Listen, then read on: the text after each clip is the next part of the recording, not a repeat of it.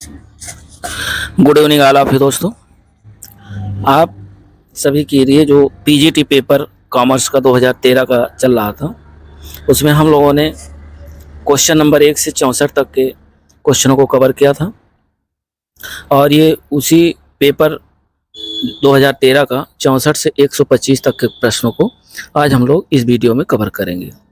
ये केवल पीजीटी के लिए ही नहीं है, चूँकि कॉमर्स का पेपर है, कॉमर्स में आपका टीजीटी का पीजीटी में लगभग में 70 से 80% आपका टीजीटी वाला पीजीटी में मिलता है सिलेबस। तो ये टीजीटी के लिए भी उतना ही महत्वपूर्ण है जितना कि पीजीटी।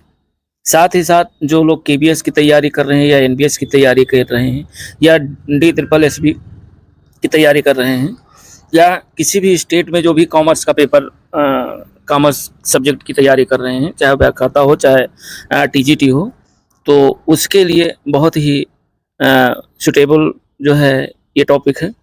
क्योंकि ये क्वेश्चन ऐसे क्वेश्चन हैं जो कि आयोग द्वारा पूछे गए हैं और पूछे गए हैं, साथ ही साथ ये मान करके चलिए कि इससे आपको एक चीज़ का ये आइडिया लग जाएगा कि किस टॉपिक से कितने क्वेश्चन पूछे जा रहे हैं और किस किस टाइप के क्वेश्चन पूछे जा रहे हैं। तो इसमें हम लोग इसी को कवर करेंगे और ये पेपर 2013 का है जो कि आयोग के द्वारा जो आंसर की जारी की गई उसके द्वारा मैच करके ये पेपर हम आपको उपलब्ध करा रहे हैं। और चूँकि 2013 का पेपर है, काफ़ी पुराना पेपर रखा हुआ था, तो हम सोचे कि जो है सबसे पहले किसी भी एग्ज़ाम को क्रैक करने से पहले हमें पिछले कम से कम 10 साल का पेपर जो है देखना पड़ता है कि किस टाइप से क्वेश्चन पूछे जा रहे हैं।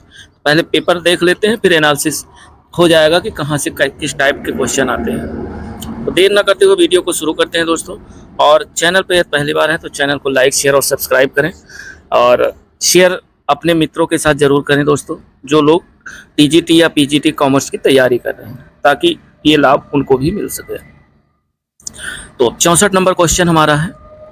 64 नंबर क्वेश्चन कह रहा है कि अल्प पूंजीकरण का जो निवारण है वह किया जा सकता है। तो अल्प पूंजीकरण का निवारण किसके द्वारा किया जा सकता है? बोनस अंश निर्गमन करके, या पूर्वाधिकार अंशों का शोधन करके, या ऋण पत्रों का शोधन करके, या ऋण पत्रों पर ब्याज का भुगतान करके। तो इसका जो राइट ऑप्शन है वह बोनस अंश का निर्गमन करके आप जो है अल्प पूंजीकरण का निवारण कर सकते हैं। तो राइट ऑप्शन 64 का ये है। 65 नंबर क्वेश्चन कह रहा है कि निम्नलिखित वितरण का समांतर माध्य बताना है। समांतर माध्य आप लोगों ने जो है बीकॉम प्रीवियस ईयर में स्टैटिक्स की बुक चलती है, सभी लोगों ने पढ़ा होगा। ये एक्स दिया हुआ है और ये एफ दिया हुआ है, एफ फ्रीक्वेंसी है। एक्स जो श्रेणी दिया हुआ है, इन दोनों का मल्टीप्लाई, एक्स और एफ का जब मल्टीप्लाई करेंगे तो मीन बराबर होता है, यानी मीन बराबर सिग्मा आपका एफ हो जाएगा अपान जो है सिग्मा एफ, यानी सिग्मा एफ एक्स अपान सिग्मा एफ। तो इस तरीके से एक्स और एफ का गुणा करेंगे, जो गुणनफल आएगा ऊपर लिखेंगे और नीचे टोटल नंबर ऑफ फ्रीक्वेंसी से डिवाइड कर देंगे। तो जब टोटल नंबर ऑफ फ्रीक्वेंसी से डिवाइड करेंगे तो आपका आंसर निकल के आएगा। तो आंसर आपका निकल के आएगा 160.3। 160.3 ये राइट आंसर है। 65 नंबर क्वेश्चन है और इसका जो राइट आंसर है वह बी विकल्प सही है। 66 नंबर क्वेश्चन कह रहा है कि कर निर्धारण वर्ष के ठीक पहले 31 मार्च को समाप्त होने वाले जो वर्ष हैं उनको क्या कहते हैं? तो कर निर्धारण वर्ष से ठीक पहले वाला जो वर्ष होता है वह दोस्तों गत वर्ष के नाम से जाना जाता है, क्योंकि गत वर्ष की आय पर ही कर का निर्धारण किया जाता है। तो राइट ऑप्शन 66 नंबर का सी विकल्प होगा। 67 नंबर क्वेश्चन कह रहा है कि मिश्रित अर्थव्यवस्था का अर्थ आपको बताना है। बहुत ही इंपॉर्टेंट है, कई एग्जामों में कई बार टीजीटी में क्वेश्चन पूछा गया है। तो मिश्रित अर्थव्यवस्था का अर्थ आपको बताना है। मिश्रित अर्थव्यवस्था वो अर्थव्यवस्था होती है जिसमें यानी प्राइवेट सेक्टर और जो होता है पब्लिक सेक्टर दोनों मिल करके काम करते हैं, यानी दोनों का सह अस्तित्व होता है। तो राइट ऑप्शन जो 67 नंबर है, इसका जो राइट ऑप्शन है वो डी विकल्प है। निजी एवं सरकारी क्षेत्र का सह अस्तित्व, यानी दोनों साथ साथ मिल करके काम करते हैं, उसको मिश्रित अर्थव्यवस्था के नाम से जाना जाता है। अब हम लोग क्वेश्चन नंबर 68 की तरफ बढ़ते हैं। 68 नंबर क्वेश्चन कह रहा है कि अर्थशास्त्र के पिता कौन है? बहुत ही इंपॉर्टेंट क्वेश्चन है। अर्थशास्त्र के पिता जो कहे जाते हैं वह एडम स्मिथ को माना जाता है, और ये ध्यान रखिएगा, इंपॉर्टेंट प्रश्न है, अक्सर पूछ लेता है। तो अर्थशास्त्र के जो पिता कहे जाते हैं या जनक कहे जाते हैं वह एडम स्मिथ हैं। राइट ऑप्शन 68 नंबर का डी विकल्प है। 68 के बाद हम लोग 69 नंबर क्वेश्चन पे चलते हैं, और 69 नंबर जो क्वेश्चन है वह यह कह रहा है कि से के बाजार के नियम के अनुसार, चार ऑप्शन दिए हुए हैं, एक ऑप्शन आपको चुनना है, और ये से का मतलब है प्रोफेसर जेबी से का मतलब है प्रोफेसर जेबी से, यानी प्रोफेसर जेबी से के अनुसार, जो प्रोफेसर जेबी से हैं उनके अनुसार कह रहा है कि बाजार के नियम के अनुसार क्या है। राइट ऑप्शन इसका बी है, पूर्ति अपनी मांग स्वयं उत्पन्न करती है। अर्थात जो राइट ऑप्शन है वह पूर्ति अपनी मांग स्वयं उत्पन्न कर लेती है। तो ये प्रोफेसर जेबी से ने कहा था कि जब सप्लाई होगी तो डिमांड अपने आप हो जाएगी। 70 नंबर क्वेश्चन कह रहा है कि कौन सा सही समीकरण है, यानी आपको समीकरण बताना है कि कौन सा सही है। तो संपत्ति बराबर पूंजी गलत है, संपत्ति बराबर दायित्व माइनस पूंजी, और दूसरा यानी संपत्ति बराबर दायित्व प्लस पूंजी होता तो मान सही होता, तो दूसरा भी गलत है। तीसरा आपका सही आंसर है कि संपत्ति जितना आपके टोटल असेस्ट होंगी, और इधर लायबिलिटीज साइड में लायबिलिटीज प्लस कैपिटल, अर्थात संपत्ति बराबर दायित्व प्लस पूंजी होता है। राइट ऑप्शन आपका सी विकल्प सही है। 70 के बाद हम लोग 71 नंबर क्वेश्चन पे चलते हैं, और 71 नंबर क्वेश्चन कह रहा है कि मांग की जो आय लोच है, मांग की आय लोच सस्ती वस्तुओं के संबंध में क्या होता है, तो सस्ती वस्तुओं के संबंध में ऋणात्मक होता है, यानी जो राइट ऑप्शन है वो आपका सी विकल्प होगा, ऋणात्मक। कहाँ पर होता है, मांग की आय लोच जो सस्ती वस्तुएं होती हैं उसके संबंध में ऋणात्मक होता है, तो राइट ऑप्शन सी विकल्प होगा। 72 नंबर क्वेश्चन कह रहा है कि एक हवाई कंपनी के लिए सभी लाभ के केंद्र हैं एक के अतिरिक्त, यानी एक ऐसा कौन सा है जो लाभ का केंद्र नहीं है। देखिए, उड़ान के दौरान जो पत्रिकाएं बिकती हैं ये लाभ का केंद्र है, वस्तुओं की जो बिक्री होती है ये भी लाभ का केंद्र है, और सी है हवाई जहाज का जो रखरखाव है ये लाभ का केंद्र नहीं है, और अगला है टिकट का विक्रय, ये भी लाभ का केंद्र है। तो 72 नंबर का जो राइट ऑप्शन होगा वह सी विकल्प होगा। इसी के साथ 72 के बाद हम लोग 73 नंबर क्वेश्चन पे चलते हैं, और 73 नंबर क्वेश्चन कह रहा है कि एक फर्म जो नावों का निर्माण करती है, और नाव का निर्माण करती है कि प्रति माह स्थिर यानी जो फिक्स कॉस्ट है वह है 26,000, 2,60,000। नाव का विक्रय मूल्य 35,000 रुपये है, और परिवर्तनशील लागत नाव के 5,000 यानी वेरिएबल कास्ट जो है वो 5,000 है। सेलिंग प्राइस 35,000 है। बोर्ड यार्ड में 20 नावें प्रति माह निर्माण की जा सकती हैं। तो फर्म का जो संविच्छेद बिंदु उत्पादन है उसको हमें निकालना है। तो हम ये जानते हैं कि बीईपी जो है, बीईपी यानी ब्रेक इवन पॉइंट जो होता है, तो बीईपी बराबर होता है जो है fix cost plus contribution. Contribution कैसे निकलेगा, सेल्स माइनस वेरिएबल। तो अब सेल्स माइनस वेरिएबल यानी कंट्रीब्यूशन, आपका जो फिक्स कॉस्ट है वह कितना है 2,60,000, तो लिखेंगे 2,60,000, और बटे में सेल्स आपका है 35,000, 35 में 5,000 जो है 35 में ये 15,000 अगर आपका निकल जाएगा तो कितना बचेगा, 35 में 15 निकल जाएगा तो कितना बचेगा आपका 20,000। तो 2,60,000 जो आपका फिक्स कास्ट है बटे कंट्रीब्यूशन आपका आया कितना 20,000। 20,000 से हम क्या करेंगे, डिवाइड कर देंगे, 3 0 से 3 0, 1 0 से 1 0, और 2 1 कम 2, 2 1 कम 2, और 2 3 6, अर्थात 26 वो 13 सॉरी 26 को काटेंगे तो 13 आएगा। तो 13 नावें जो है कह रहा है संविच्छेद जो उत्पादन होगा वो 13 नाव होगा। राइट ऑप्शन इसका बी विकल्प होगा। आगे हम लोग चलते हैं क्वेश्चन नंबर 74 नंबर क्वेश्चन कह रहा है कि वर्ष के मध्य में दिए गए जो लाभांश है को प्रदर्शित करेंगे, यानी वर्ष के मध्य में जो है जो लाभांश दिया जाएगा जिसे इंटरिम डिविडेंड कहते हैं। तो इंटरिम डिविडेंड को कहाँ शो करेंगे, तो ये शो करेंगे लाभांश समायोजन खाते में, यानी राइट ऑप्शन 74 का बी विकल्प होगा, लाभांश समायोजन खाते। 75 नंबर क्वेश्चन कह रहा है कि व्यक्तियों के विकास का जो निर्देशांक है वो क्या है, वो है HDI। HDI का मतलब होता है ह्यूमन डेवलपमेंट इंडेक्स, मानव विकास सूचकांक।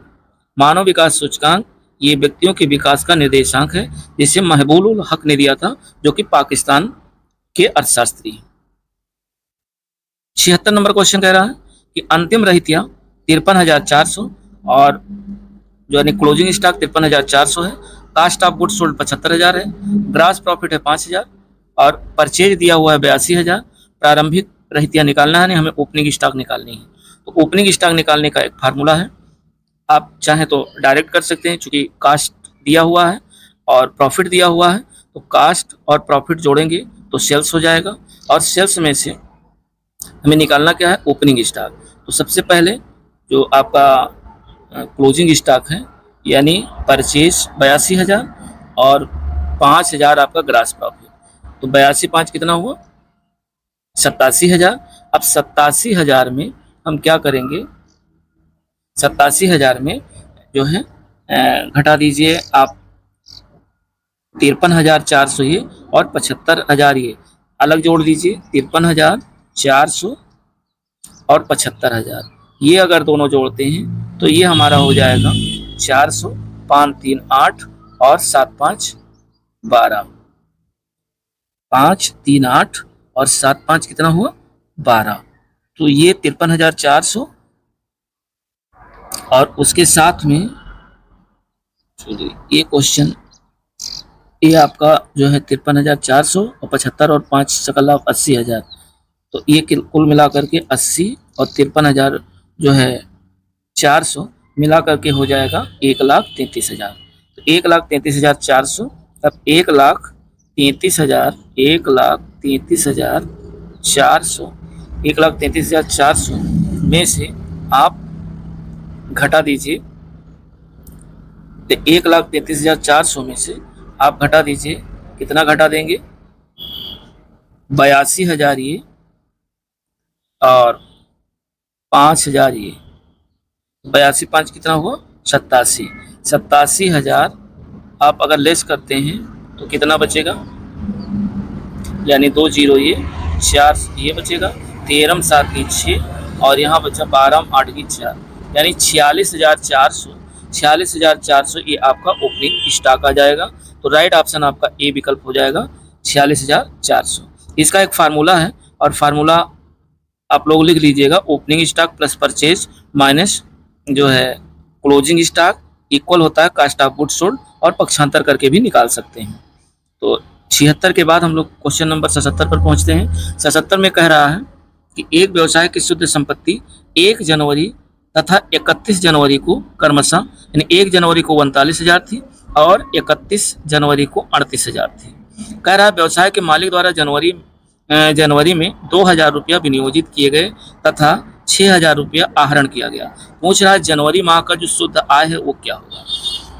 तो हम ये जानते हैं कि ओपनिंग जो 1 जनवरी को जो इनका जो संपत्ति थी वो थी कितनी, 39,000। अब 39,000 ये 1 जनवरी को थी, फिर व्यवसाय द्वारा जनवरी में 2,000 और विनियोजित की गई, ये 2,000 जुड़ जाएगा। अब ये हो गया 39 और 2 41,000।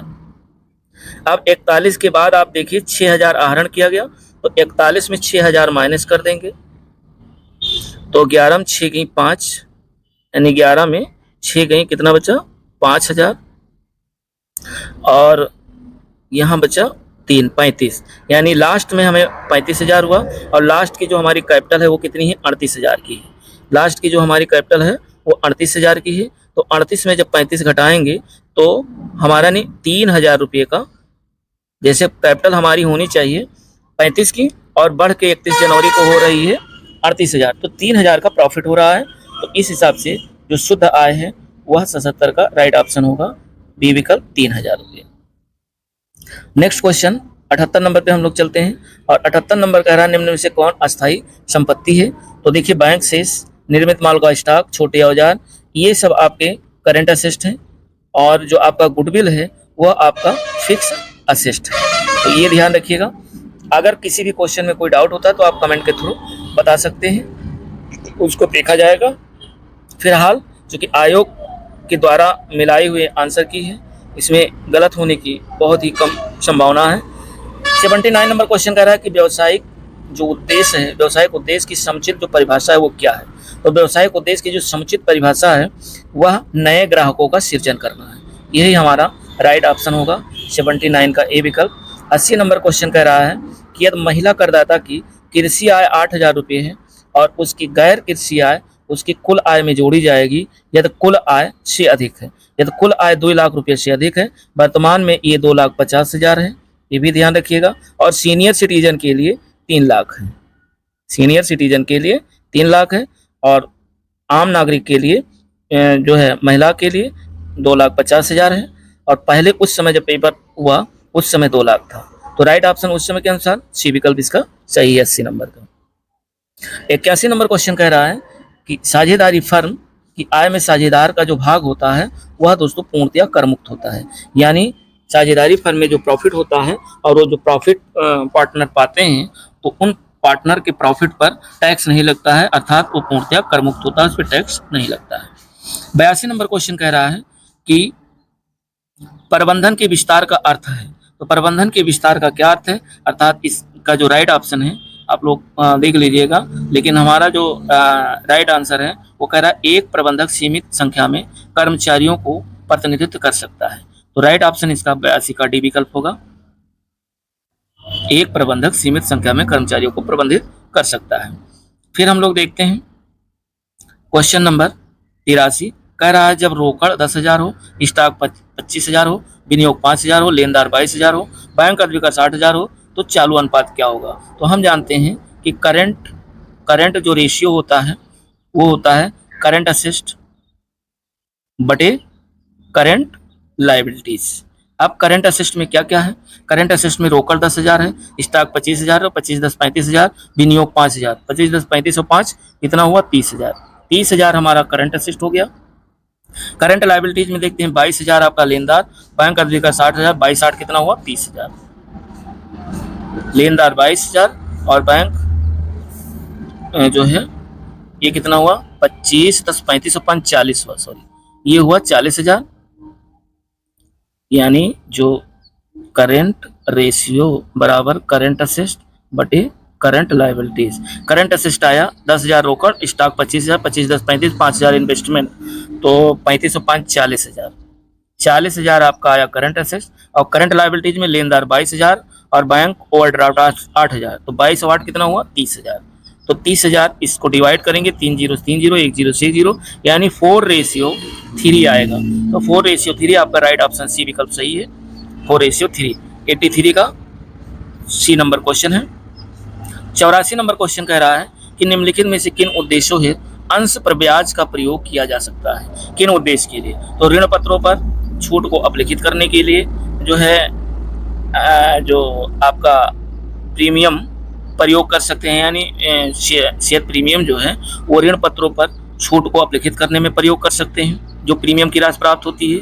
कंपनी के प्रारंभिक व्यय को अपलेखन करने में कर सकते हैं, बोनस अंश इससे आप इश्यू कर सकते हैं, अर्थात उपरोक्त डी विकल्प है इसका राइट आंसर। तो 84 नंबर का जो राइट आंसर है वो डी विकल्प। 85 नंबर क्वेश्चन कह रहा है कि जब कि प्रारंभिक स्टॉक 50,000, अंतिम स्टॉक 60,000, विक्रय की लागत 2,20,000, स्टॉक आवर्त अनुपात क्या होगा। तो स्टॉक टर्नओवर जो रेशियो होता है, स्टॉक टर्नओवर रेशियो जो होता है वो cost of goods sold, cost of goods sold बटे एवरेज स्टॉक होता है, बटे एवरेज स्टॉक।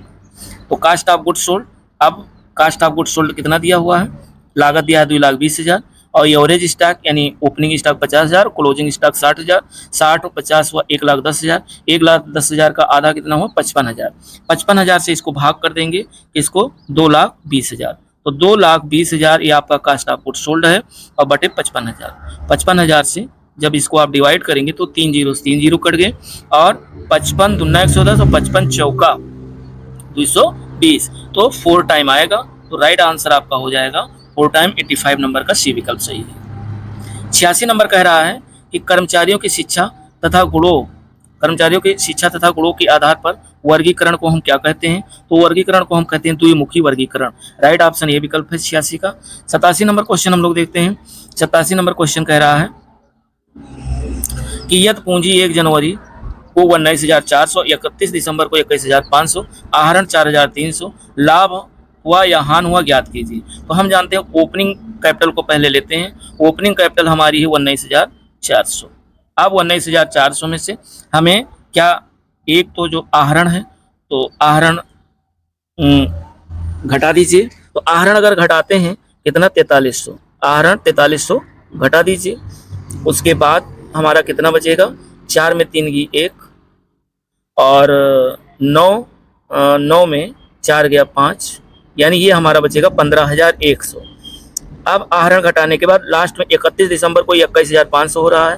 तो इस समय हमारी जो पूंजी है वो 15,100 और लास्ट में जो दिसंबर है उसमें हमारी पूंजी हो रही है 21,500। तो एक ही मतलब पूंजी बढ़ रही है। तो इसमें से 15,100 लेस कर दीजिए। तो 15,100 लेस करेंगे तो ये हुआ 400 और 11 में 5 की 6, यानी 6,400 का प्रॉफिट हो रहा है। तो 6,400 का प्रॉफिट, राइट ऑप्शन आपका सी विकल्प आता है। 87 नंबर का 88 नंबर क्वेश्चन हम लोग देखते हैं कि बैंक में भुनाया गया जो बिल होता है वह दोस्तों संभाव्य दायित्व होता है। राइट ऑप्शन आपका ए विकल्प है। 89 नंबर कह रहा है सम विच्छेद बिंदु, विक्रय मूल्य रुपयों में प्राप्त करने के लिए स्थिर लागत जो फिक्स कास्ट होती है वो विभाजित किया जाएगा। तो विभाजित किया जाएगा किससे, पीबी रेशियो से, यानी लाभ मात्रा अनुपात से, जो कि फिक्स कास्ट बटे पीबी रेशियो होता है। बीईपी इन सेल्स जो फार्मूला होता है, बीईपी अगर इन सेल्स में है, इन सेल्स, बीईपी इन सेल्स में है तो ये हमारा क्या होता है, फिक्स कास्ट बटे पीबी रेशियो, पीबी रेशियो, यानी पीबी रेशियो जो है प्रॉफिट वॉल्यूम रेशियो। तो ये हमारा इस हिसाब से पीबी रेशियो आएगा। राइट ऑप्शन 89 का डी विकल्प है। 90 नंबर क्वेश्चन कह रहा है कि आयकर के अतिरिक्त आयकर के लिए अतिवरिष्ठ, अतिवरिष्ठ पूछ रहा है, नागरिक वह व्यक्ति होता है जिसकी आयु से अधिक हो, यानी अगर 80 वर्ष से अधिक है तो वो अतिवरिष्ठ की श्रेणी में आएगा। राइट ऑप्शन 90 का जो है सी विकल्प है। 91 नंबर में देखते हैं, कह रहा है कि चालू दायित्व, चालू दायित्व दोस्तों क्या है, अदत्त मजदूरी आपका चालू दायित्व है और बाकी जो है इसमें एक भी चालू दायित्व नहीं है, खाली अदत्त मजदूरी आपका चालू दायित्व है जो कि आर्थिक चिट्ठी के दायित्व पक्ष में दिखाया जाता है। अब बीईपी इन रुपीज में अगर निकालना है तो रुपीज में निकालना है तो fix cost into 100 upon PB ratio, ये ध्यान रखिएगा। आगे 92 नंबर क्वेश्चन कह रहा है, 92 नंबर कह रहा है कि व्यवसाय की संपत्ति, देखिए व्यवसाय की जो संपत्ति है वो 21,315 है, दायित्व हमारे पास है 4,120, कह रहा है स्वामी की पूंजी। तो कैपिटल निकालना है तो कैपिटल निकालने के लिए क्या करते हैं, एसेट्स माइनस लायबिलिटीज, यानी 21,315 में से आप घटा दीजिए 4120, तो 4120 घटाएंगे आपका आंसर आएगा 17,195। तो 92 का जो राइट ऑप्शन है वो 17,195 बी विकल्प सही है। 93 नंबर देखते हैं कि नीली जींस के मूल्य में वृद्धि के कारण टेनिस जूतों की मांग में वृद्धि हो जाती है। तो नीली जींस और टेनिस के जूते किस प्रकार की वस्तुएं हैं, ये वस्तुएं दोस्तों पूरक वस्तुएं कहलाती हैं। पूरक वस्तुएं वो होती हैं जब एक महंगी हो जाए तो लोग दूसरा यूज करने लगे, या दूसरी महंगी हो जाए तो दूसरे को छोड़कर पहले यूज करने लगे, जैसे कॉफ़ी और चाय। मान लेते हैं कि कॉफ़ी अगर महंगी हो गई तो लोग ज़्यादातर चीनी का यूज करने लगे, वो चाय का यूज करने लगेंगे, और चाय का मूल्य यदि बढ़ता है तो कॉफ़ी यूज करने लगेंगे। तो वही इसमें ये पूरक वस्तुएं हैं, एक दूसरे की पूरक वस्तुएं हैं। राइट ऑप्शन इसका 93 नंबर का ए विकल्प होगा। 94 नंबर क्वेश्चन कह रहा है कि विश्व के विभिन्न देशों से एक देश द्वारा एक वर्ष के अंतराल में विभिन्न वस्तुओं और सेवाओं के कुल लेन देन के विवरण को क्या कहा जाएगा। तो कुल लेन देन के विवरण को भुगतान संतुलन के नाम से जाना जाता है। राइट ऑप्शन 94 का डी विकल्प है। 95 नंबर क्वेश्चन कह रहा है कि यदि वस्तु विक्रय लागत 1,20,000 है तथा सकल हानि की दर 1/4 है तो विक्रय की राशि क्या होगी। अब हमें दिखाना है कि कास्ट ऑफ गुड्स सोल्ड जो है वो हमारा 1,20,000 दिया हुआ है, कास्ट ऑफ गुड्स सोल्ड, और सकल हानि विक्रय का 1/4 है। तो जब विक्रय का 1/4 होगा तो ये जो है विक्रय, सकल हानि विक्रय का 1/4, तो ये हो जाएगा लागत का हो जाएगा लागत का हो जाएगा, यानी अगर सकल हानि विक्रय का 1/4 है तो लागत का हो जाएगा 1/5। इसका निकाल दीजिए 1/5, 1/5 निकालेंगे तो 5 दूनी 10 और 5 चौक 20, ये आ जाएगा 24,000। 24,000 हम 1,20,000 में से लेस कर देंगे तो 1,20,000 में 24,000 अगर घटाएंगे तो ये आएगा 96,000। कितना आएगा? 96,000। तो इसका जो राइट ऑप्शन होगा वह विक्रय की राशि 96,000 होगी, यानी 95 का जो राइट विकल्प है वह डी विकल्प होगा। आगे हम लोग देखते हैं 96 नंबर क्वेश्चन। कह रहा है कि यदि विनियोग मांग वक्र ऊर्ध्वाधर है तो यह प्रदर्शित करता है। तो यदि विनियोग मांग वक्र ऊर्ध्वाधर है तो यह क्या प्रदर्शित करेगा? तो यह प्रदर्शित करेगा कि मौद्रिक नीति अप्रभावी है, परंतु जो राजकोषीय नीति है वह प्रभावी होगा। नेक्स्ट क्वेश्चन 97 नंबर कह रहा है कि निम्नलिखित में से कौन सा निष्कर्षण उद्योग है? निष्कर्षण उद्योग वो उद्योग होता है जो प्राथमिक उद्योग की श्रेणी में आता है, अर्थात शिकार करना निष्कर्षण उद्योग की श्रेणी में आता है। राइट ऑप्शन 97 का सी होगा। और 98 नंबर कह रहा है कि व्यक्त करदाता की दशा में अधिभार तभी लगाया जाएगा जब आय जो है निम्नलिखित रकम से अधिक होगी। तो किस रकम से अधिक होगी? अधिभार तब लगाया जाएगा जब आय 50 लाख रुपए से अधिक होगी, तब सरचार्ज लगता है। तो इन विकल्पों में से कोई भी विकल्प सही नहीं है, इसलिए राइट ऑप्शन हमारा डी विकल्प होगा।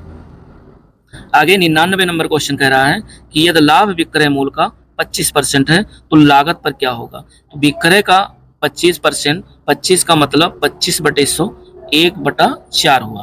तो अगर विक्रय का 1/4 है तो लागत का 1/3 हो जाएगा, अर्थात 1/3 का मतलब परसेंटेज में अगर कन्वर्ट करेंगे तो 100/3, और 100/3 को अगर डिवाइड करेंगे तो 33 सही 1/3%, यानी राइट ऑप्शन आपका 99 का डी विकल्प होगा। 100 नंबर क्वेश्चन कर रहा है कि सम विभिन्न श्रेणी की मध्यका का जो मूल होता है वो क्या होता है? वो होता है दोस्तों n+1/2वां पद। और अगर सतत श्रेणी है या डिस्क्रीट सीरीज में है तो वहां पर आप फार्मूला लगाएंगे n/2वां पद। तो ये ध्यान रखिएगा, डिस्क्रीट इवन सीरीज यानी व्यक्तिगत श्रेणी में है तो n+1/2 लगेगा, और अगर सतत श्रेणी में है तो n/2वां पद लगेगा।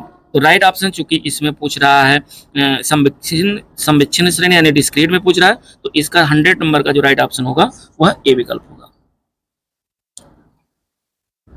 101 नंबर क्वेश्चन कह रहा है कि भारतीय नागरिक को भारत के बाहर भारत सरकार द्वारा जो देय वेतन होता है पर क्या लगेगा? 4 ऑप्शन दिए हुए हैं, इसमें से कह रहा है भारत में भी कर लगेगा। यानी कोई भी भारतीय नागरिक है अगर भारत के बाहर उसे पैसा मिलता है तो जो वेतन उसको मिलेगा उस पर टैक्स लगेगा। 102 नंबर क्वेश्चन कह रहा है, 102 नंबर में कह रहा है कि 5 इकाइयों के उत्पादन पर चालू लागत 100 रुपये है, यदि स्थिर लागत 40 रुपये है, यानी फिक्स कास्ट कितना 40 रुपये है, तो 5 इकाइयों की कुल औसत लागत क्या होगी? तो 5 इकाई पे पहले निकाल लेते हैं, यानी 5 इकाई पे अगर फिक्स हम निकाल लेते हैं कि 100 में यदि 40 निकल गया तो कितना बचा? 60। तो 60 ये हुआ और 60 ये हुआ। अब देखते हैं कि जो इसका औसत पूछ रहा है, तो इसमें औसत जो है इसका 28 आएगा, लेकिन कैसे आएगा वो मैं बता रहा हूँ। क्योंकि 5 इकाइयों के उत्पादन पर जो करंट कॉस्ट है, यानी 5 इकाई के उत्पादन पर चालू लागत 100 रुपये है और यदि स्थिर लागत 60 रुपये है, तो चालू लागत 100 और स्थिर लागत 40, तो 5 इकाई की कुल औसत लागत पूछ रहा है।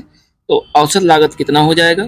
तो औसत लागत इसका दोस्तों जो आयोग का है आंसर वो है 28 रुपये, अर्थात ए विकल्प 102 का सही है।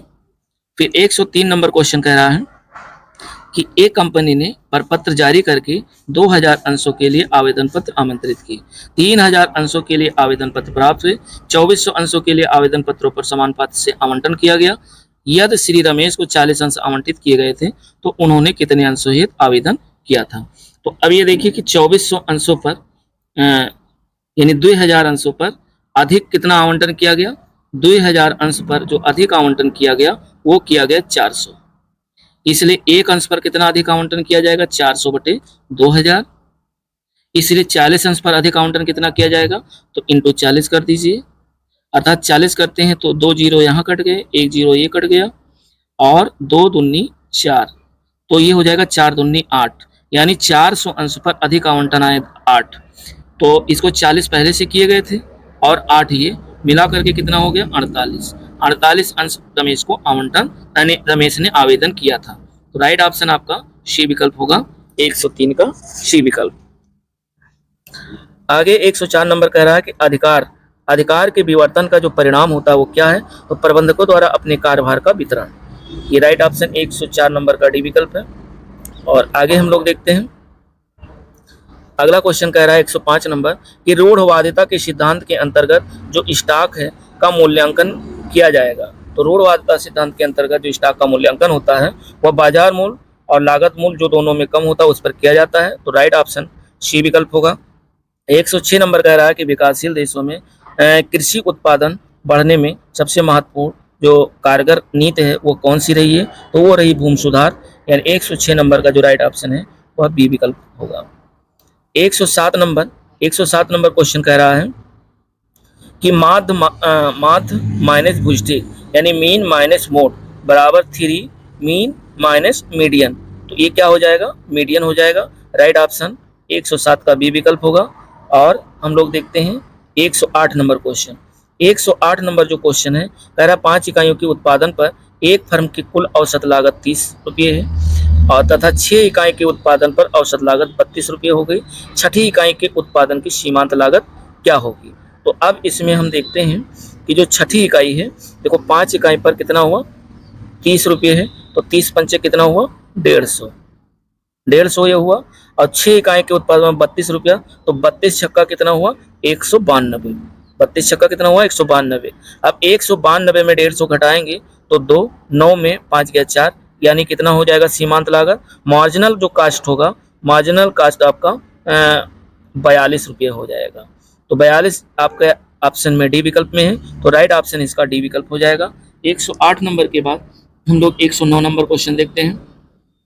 109 नंबर कह रहा है कि एक्स लिमिटेड ने 10 रुपया मूल्य के पूर्ण याचित 30 अंश का अपहरण जब्त किया, जिन पर आवंटन पर 3 रुपया प्रति तथा याचना पर 4 रुपया प्रति सदैव थे।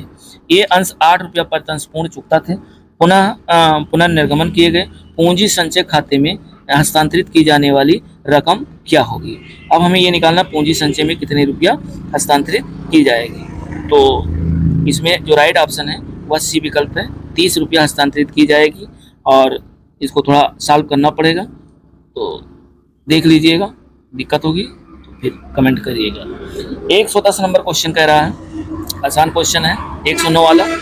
और 110 देखिए, टेलर द्वारा विकसित जो क्रियात्मक संगठन है में उपलब्ध है। तो टेलर द्वारा विकसित क्रियात्मक संगठन में आदेश की एक रूपता का सिद्धांत जो है उपलब्ध है। राइट ऑप्शन सी विकल्प होगा। Very most important question. और 111 नंबर क्वेश्चन कह रहा है, 111 नंबर कह रहा है कि निम्नलिखित में से कौन आर्थिक सूचकांक है। आर्थिक सूचकांक कौन है, तो सूचकांक जो संख्या है वो आर्थिक सूचकांक है।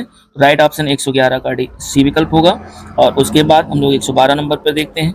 112 नंबर कह रहा है कि व्यवसाय के स्वामी द्वारा विनियोग का जो प्रभाव होता है वो क्या होता है, तो विनियोग करने से पूंजी में वृद्धि होती है, साथ ही साथ संपत्ति में भी वृद्धि होती है। तो राइट ऑप्शन 112 का डी विकल्प होगा।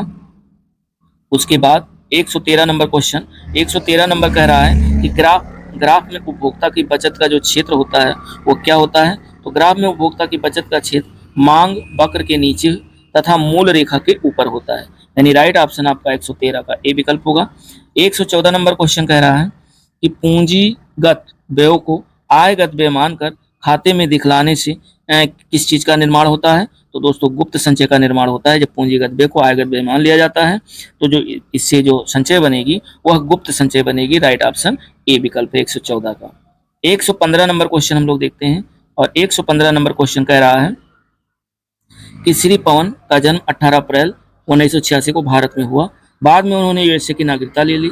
ना तो उनके माता पिता और ना ही उनके दादा दादी का जो जन्म है वह अविभाजित भारत में हुआ।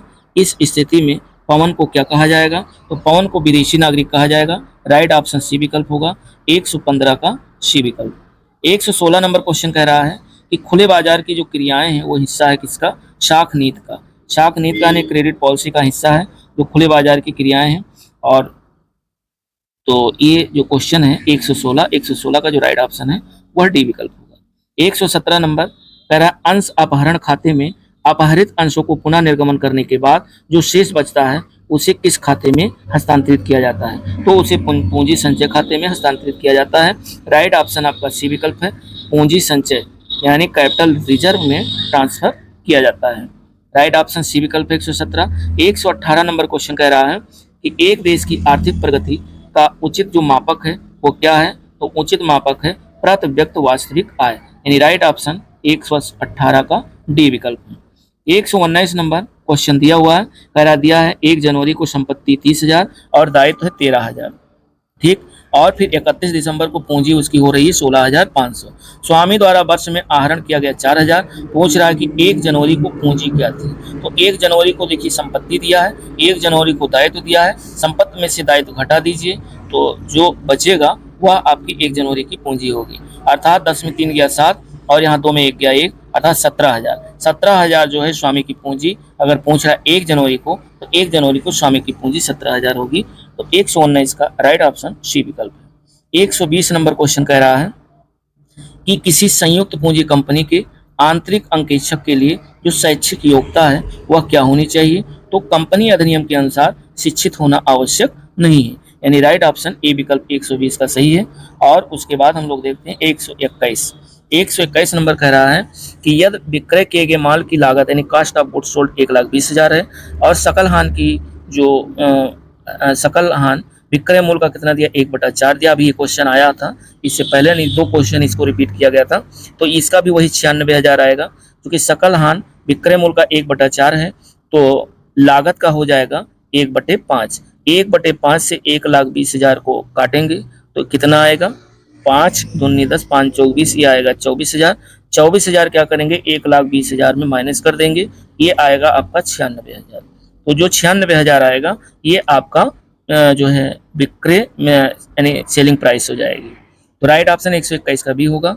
और फिर उसके बाद हम लोग चलते हैं 122 नंबर। 122 नंबर कह रहा है सूची ए, कंपनी अधिनियम को निम्न में से किसके लिए अपनाया जा सकता है? तो ये अपनाया जा सकता है पार्षद सीमा अंतर नियम। पार्षद सीमा अंतर नियम में अपनाया जा सकता है। राइट ऑप्शन 122 का बी विकल्प होगा। 123 नंबर क्वेश्चन कह रहा है कि निम्न में से कोष प्रवाह हुआ माना जाएगा, यानी कोष प्रवाह फंड जो फ्लो है वह जो है प्रवाह हुआ माना जाएगा यदि नगद मशीन खरीदी गई है तो यदि नगद मशीन खरीदी जाएगी तो जो है कोष प्रवाह माना जाएगा। तो राइट ऑप्शन 123 का सी विकल्प है। 124 नंबर कह रहा है कि आय के अंतर्गत निम्नलिखित प्राप्तियों को शामिल किया जाता है। कौन कौन प्राप्तियों को शामिल किया जाता है? तो वैधानिक हो और अवैधानिक प्राप्ति, अर्थात वैधानिक और अवैधानिक दोनों प्राप्तियों को आय के अंतर्गत शामिल किया जाता है। 124 का जो राइट ऑप्शन है वो सी विकल्प है।